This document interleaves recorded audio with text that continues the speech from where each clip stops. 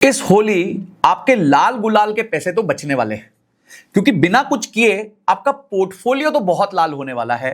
और ये इंश्योर किया है हमारे डोनाल्ड ट्रंप साहब ने। अब शनिवार का दिन है, डोनाल्ड ट्रंप साहब उठे होंगे, वीकेंड पे कुछ काम नहीं है तो जाके बम दाग दिया। किस पे दाग दिया? ईरान पे दाग दिया। तो डोनाल्ड ट्रंप यानी कि यूएस ने और इजराइल ने मिलकर एक जॉइंट मिलिट्री एक्शन लिया है ईरान के अगेंस्ट, और उन पे ओपन वॉर डिक्लेयर कर दिया। और सिर्फ डिक्लेयर नहीं किया है, अटैक भी कर दिया है। अब ईरान ने भी रिटेलिएटरी अटैक किया है, और उसके चलते जितने भी मिलिट्री बेसेस हैं गल्फ कंट्रीज में, चाहे वो कुवैत हो, कतर हो, यूएई, अबू धाबी हो, उधर भी अटैक किया गया है। और इसके बाद डोनाल्ड ट्रंप ने आके कुछ ऐसी चीजें बोली हैं जो बहुत स्कैरी। तो आइए आज की इस वीडियो में हम डिटेल विश्लेषण करते हैं कि ये अटैक क्यों हुआ, ये इस टाइम पे क्या स्टैंड कर रहा है, इससे गोल्ड, सिल्वर, क्रूड, क्रिप्टो पे क्या इंपैक्ट होने वाला है, इंडिया के लिए इसमें क्या एक बहुत मेजर थ्रेट छुपा हुआ है जो इंडिया के लिए परेशानी बन सकता है, और आगे आने वाला हफ्ता कैसा लग रहा है उसको समझने की पूरी कोशिश करते हैं। ये मैं कोई जियोपॉलिटिकल एक्सपर्ट तो नहीं हूं, पर कुछ मैंने डेटा को स्टडी किया है जिस वजह से कुछ चीजों पे हम ट्रेंड्स को यूज करके आगे की प्रेडिक्शंस या अपने आप को प्रोटेक्शन दे सकते हैं। वीडियो को एंड तक जरूर देखिएगा ताकि ये सारी इंफॉर्मेशन आपको समझ आ जाए। पर आगे जाने से पहले भाई, अभी भी 26% लोगों ने सब्सक्राइब किया, तो फटाफट सब्सक्राइब करके घंटी दबा दो, ऐसी वीडियोस ना मिस हो आपसे। तो गाइस, ये आप देख सकते हैं कि क्यों जॉइंट मिलिट्री एक्शन हुआ है। उसके 3-4 बड़े कारण हैं। देखिए, बार बार अगर आप देखें तो जो ईरान की लीडरशिप है, खमेनी, वो हमेशा बोलते रहते हैं death to US, death to Israel. तो ये जो है ना एक एग्जिस्टेंशियल खतरा बन जाता है यूएस और इजराइल के लिए। और आपको पता है कि न्यूक्लियर वेपन जो है ईरान काफी टाइम से बनाने की कोशिश कर रहा है, और एक nuclear non proliferation treaty sign हुई थी। तो यूएस नहीं चाहता कि वो ट्रीटी को ये जो है बाईपास करे और एक न्यूक्लियर बम बनाए, बिकॉज ये तो डेथ टू यूएस चाहते हैं। तो पता चला जैसे ही उनके पास कोई न्यूक्लियर बम आया तो ये दनादन लगा दिया दोनों पे, यूएस पे और इजराइल पे। तो that is what they don't want. उस वजह से उसको वो एग्जिस्टेंशियल थ्रेट का नाम देते हैं, और वो नहीं चाहते कि न्यूक्लियर प्लान बने। रिजीम चेंज करना चाहती है यूएस वहां पे। प्रेसिडेंट ट्रंप ने अपनी स्पीच में बहुत इंपॉर्टेंट और कड़वी चीजें बोली। सबसे पहली अपनी स्पीच में उन्होंने बोला है कि भाई मैंने तो फुल स्केल युद्ध डाल दिया है। Destroy their missiles and raise their missile industry to the ground. It will be totally again obliterated. दूसरी चीज उन्होंने बोली है कि वहां की लीडरशिप, पुलिस, प्रशासन, मिलिट्री अगर सरेंडर कर दी है तो उनके साथ एक फेयर ट्रीटमेंट होगा, और अगर नहीं करती है तो उनकी मौत निश्चित है। Death is certain. I say tonight that you must lay down your weapons and have complete immunity, or in the alternative, face certain death. और तीसरी चीज है, उन्होंने रिजीम चेंज के लिए वहां की जनता को बोला है टेक ओवर योर गवर्नमेंट, मतलब अपनी गवर्नमेंट पे रिजीम चेंज कर दो। लिटरली अनार्की का कॉल टू एक्शन है। और तीसरा रीजन है कि ऑब्वियसली वही एमिनेंट थ्रेट है कि भाई कभी भी ईरान जो है अटैक कर सकता था। और रीजनल प्रॉक्सीज जो ईरान यूज करता है, जैसे हिजबुल्लाह है, हमास है, हौथीज है, इन सबको जो है ईरान का बहुत सपोर्ट रहता है। और वो यूएस कहता है कि ये रीजन को है जो डिस्टेबलाइज करते रहते हैं, जिस वजह से वो चाहते हैं कि ईरान ऐसा आगे ना कर पाए, इसलिए उस पर अटैक किया है। और जिनीवा में एक अटेम्प्ट किया गया था कि न्यूक्लियर नेगोशिएशन किए जाएं, पर वो सक्सेसफुल नहीं हुए, जिस वजह से ये अटैक को अंजाम दिया गया है। अब आइए समझते हैं इस अटैक में अभी चल क्या रहा है। थोड़ा सा लाइव अपडेट्स भी ले लेते हैं as and when I record. तो बेसिकली आप यहां देख सकते हैं कि प्रेसिडेंट ने कह दिया कि मेजर कॉम्बैट ऑपरेशंस लॉन्च किया है हमने। यूएस अभी भी कह रहा है कि we will launch extensive air and sea strikes, ठीक है। तो ये भी अभी कह रहे हैं, और सीधा प्रेसिडेंट के घर को अटैक किया गया है। ये उसकी सैटेलाइट इमेज दी गई है कि कहां जो यूएस इजरायली अटैक है, खमेनीज सिक्योर कंपाउंड जहां पे वहां के प्रेसिडेंट रहते हैं, उन पे अटैक कर दिया सीधा सीधा। बाकी सब कंट्रीज कह रही हैं कि बस करो यार, ये क्यों अटैक कर रहे हो। पाकिस्तान तक ने बोल दिया कि we strongly condemn the unwanted attacks against Iran, और इसको अर्जेंटली बंद करो। आप खुद तो यहाँ पे तालिबान के साथ लड़ाई कर रहे हो भाई। ये देखो, तुम्हारा खुद का तुम खुद डायलॉग नहीं करना चाहते तालिबान के साथ, और वहां तुम ज्ञान दे रहे हो अमेरिका को कि भाई तुम बंद करो। यार ये तो कोई बात नहीं हुई ना। पहले खुद फॉलो कर लो जो बोलना चाहते हो, ठीक है। इराकी ग्रुप्स जो हैं वो कह रहे हैं कि भाई हम अटैक कर देंगे यूएस पे। मतलब बहुत ज्यादा अभी जो है अफरम तफरम चल रही है। और बहुत सारी जो इंडोनेशिया के जो प्रेसिडेंट है वो कह रहे हैं कि भाई मैं कोशिश करता हूं आप लोग के बीच में मीडिएट करने की, लेट्स सी। बट मेरे को नहीं लगता अभी डोनाल्ड ट्रंप सुनने के मूड में है।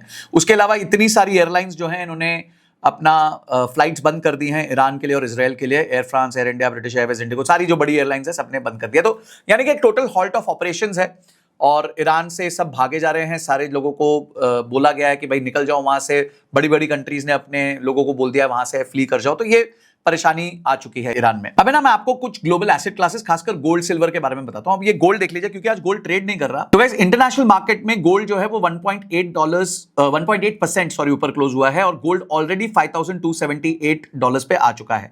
कुछ समय पहले ये अपने बॉटम को टच करके आया था $4,400 के आसपास और ऑलरेडी 5,300 के आसपास पहुंच गया है। यानी कुछ ही समय में 20-25% ये रिकवर कर गया है। यानी कि मार्केट एंटिसिपेट कर रही थी। अगर आप पिछले 3 दिन से देखें तो अगर 3 दिन का भी हम इजाफा देख लें यहां से तो आप देखेंगे कि गोल्ड में करीबन 0.4% का राइज देखा गया था। और यहां हम देखते हैं कि सिल्वर ने और भी ज्यादा शार्पली रिएक्ट किया है और 6.23% जो है सिल्वर बढ़ा है। वहां बिटकॉइन जो है गिरते जा रहा है और वो जो है आज में करीबन 3% गिर गया है। कल भी जो है 2.4% गिरा था। तो काफी दिनों से वो गिरते जा रहा है और ये तभी होता है जब इस तरह की अनसर्टेनिटीज होती हैं तो गोल्ड सिल्वर ऊपर भाग जाता है, बिटकॉइन जैसे एसेट क्लासेस नीचे भाग जाते हैं। पर एक जो एसेट क्लास हमारे को अब देखना है वो है क्रूड ऑयल। और अगर आप यहां क्रूड ऑयल का बिहेवियर देखें तो आप देख सकते हैं कि इस टाइम पे क्रूड ऑयल आज येस्टरडे जो ट्रेड हुआ है वो 2.78% ऊपर क्लोज हुआ है और बहुत समय के अपने हाई पे चला गया है। इतना प्राइस क्रूड ऑयल का इतने टाइम में कभी गया नहीं था और ये एंटिसिपेट किया जा रहा है कि अगर ये लड़ाई ज्यादा चली तो जो क्रूड ऑयल आज $67.28 है वो $110 तक जा सकता है। क्रूड ऑयल में hit $110 a barrel.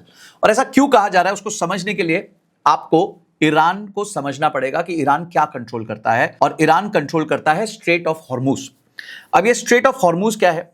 Straight of Hormuz ना एक 39 किलोमीटर की पट्टी है। 39 किलोमीटर यहां पे आप देख सकते हैं कि 21 नॉटिकल माइल्स और 39 किलोमीटर की पट्टी।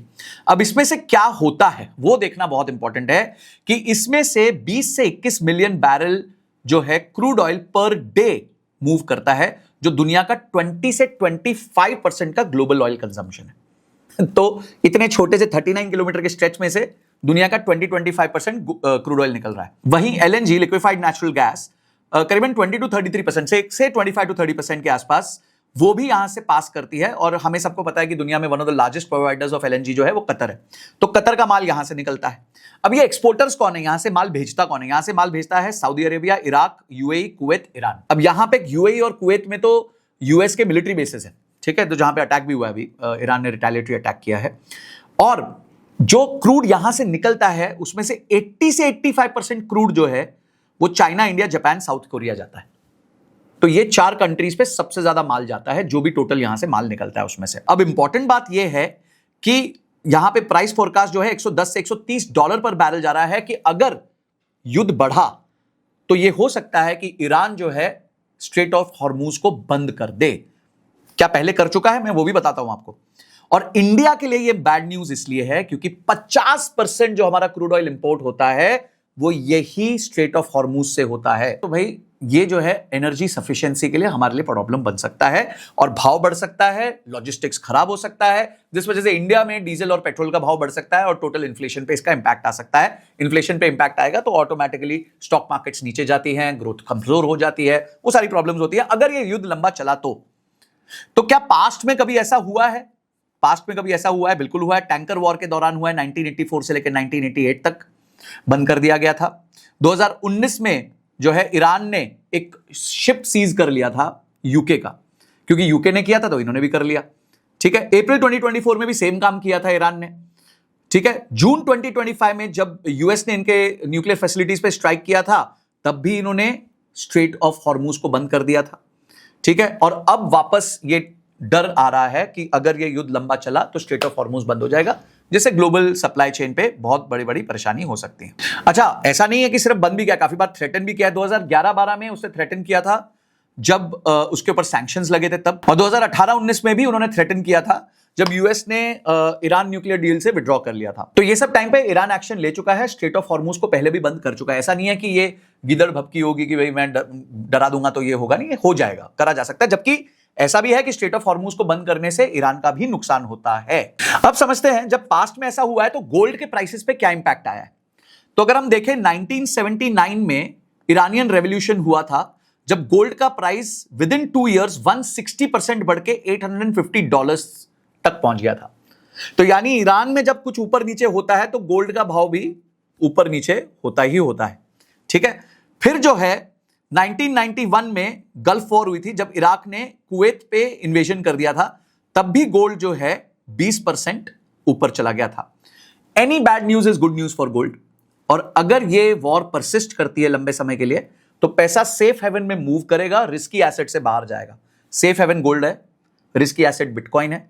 तो इस टाइम पे अगर आपको इन्वेस्ट करना पड़े तो गोल्ड एक सेफ हेवन एसेट क्लास बन सकता है। ऑब्वियसली आपको अपनी रिस्क रिटर्न एनालिसिस करनी है, ऐसा नहीं सारा पैसा उठा के आप गोल्ड में डाल दीजिए, ये सब नहीं करना है। सिर्फ हम एक एनालिसिस कर रहे हैं कि पास्ट में ऐसा हुआ है तो क्या रिएक्शन आया है, और वो रिएक्शन यही है कि प्राइस जो है वो सर्टेनली बढ़ता है। और ये हम अब पीछे काफी टाइम से देखते भी आ रहे हैं कि गोल्ड जो है वो रिएक्ट करता है अगर कोई भी ग्लोबल अनसर्टेनिटी होती है, चाहे वो रशिया यूक्रेन वॉर हो, चाहे वो इंडिया पाकिस्तान की वॉर थी, चाहे अभी इस टाइम पे जो ईरान का इन्वेजन चल रहा है, तो हर टाइम वो रिएक्ट करेगा। और कल फ्राइडे को शायद सेंस आ गई थी मार्केट को, इसलिए गोल्ड 1.8% ऊपर और सिल्वर करीबन 6% ऊपर बंद हो चुका है। अब अगर आपको भी गोल्ड और सिल्वर में खरीद बेच करनी है और 24/7 खरीद बेच करनी है, क्योंकि आपको नहीं पता जब मार्केट्स वहां खुली होती है डोनाल्ड ट्रंप कुछ एक्शन कर ले, तो आप इसको कर सकते हैं पैक्स-जी के माध्यम से। अब पैक्स-जी जो है एक टोकनाइज्ड गोल्ड एसेट है और इसको आप खरीद सकते हैं CoinDCX पे। तो करना क्या है आपको, कुछ नहीं, CoinDCX के ऐप पे जाइए और वहां पे पैक्स-जी एंटर कीजिए। जैसे आप पैक्स-जी एंटर करेंगे तो अगर आप पैक्स-जी को खरीदना चाहते हैं तो स्पॉट पे खरीद भी सकते हैं, और अगर उस पे फ्यूचर्स में ट्रेड करना चाहते हैं तो ट्रेड भी कर सकते हैं। उसमें ट्रेड करने के लिए या इन्वेस्ट करने के लिए एज लिटिल एज 100 रुपए से भी आप स्टार्ट कर सकते हैं। और सबसे बड़ा एडवांटेज आपको यह मिलेगा यहां पे कि आपके लिए यहां पे ये 24/7 ओपन रहता है। तो मार्केट में अगर रात को कोई ऐसी न्यूज आती है जब डोनाल्ड ट्रंप एक्शन में आ जाते हैं तो MCX पे या इंडियन ETS पे आप ट्रेड नहीं कर सकते हैं। पर अगर आपने पैक्स-जी लिया होगा तो आप उस पर ट्रेड भी कर सकते हैं और उस पर इन्वेस्टमेंट का डिसीजन बाय और सेल वहीं के वहीं ले सकते हैं। तो ये एक बहुत स्मार्ट तरीका है गोल्ड को परचेज करने का। और क्योंकि अभी मार्केट जो है वॉलेटाइल चल रही है और वॉर का टाइम है, तो अगर आप गोल्ड में छोटा मोटा निवेश करना चाहते हैं, छोटा मोटा ट्रेड लेना चाहते हैं, तो आप CoinDCX के माध्यम से, पैक्स-जी के माध्यम से ले सकते हैं। और वहीं अगर आप सिल्वर में करना चाहते हैं तो वो भी ऑप्शन अवेलेबल है XAG-USDT के माध्यम से। अब करना क्या है, सिंपल CoinDCX का ऐप डाउनलोड कर लीजिए, लिंक मैंने डिस्क्रिप्शन में दिया हुआ है। और वहां से जब आप डाउनलोड करेंगे तो आपको पहले महीने की ब्रोकरेज पे 20% का डिस्काउंट भी मिलेगा। और उसी के साथ साथ अगर आप क्रिप्टो के बारे में सीखना चाहते हैं, ट्रेडिंग सीखना चाहते हैं, इन्वेस्टिंग सीखना चाहते हैं, बेसिक सीखना चाहते हैं, तो नीचे एक टेलीग्राम का लिंक दिया हुआ है, उसको ज्वाइन कर लीजिए। और कम्युनिटी ही सिखाती है कि कैसे आपको क्रिप्टो, गोल्ड, सिल्वर इन सब में ट्रेड भी करना है और इन्वेस्ट भी करना है और अपनी नॉलेज को कैसे एनहांस करना है। तो आप अकेले नहीं रहोगे, आप जो है कम्युनिटी के साथ मिलके जो है अपनी इन्वेस्टमेंट और ट्रेडिंग डिसीजंस को लोगे। तो गाइस सिंपल है, CoinDCX का लिंक नीचे दिया हुआ है, उसको डाउनलोड करिए और गोल्ड को 24/7, सिल्वर को 24/7 इन्वेस्ट और ट्रेड करिए। तो गाइस ये था कंप्लीट डिटेल्ड एनालिसिस कि यूएस और इजराइल ने ईरान के ऊपर जो युद्ध छेड़ा है उससे ग्लोबल कमोडिटीज पे क्या असर पड़ सकता है।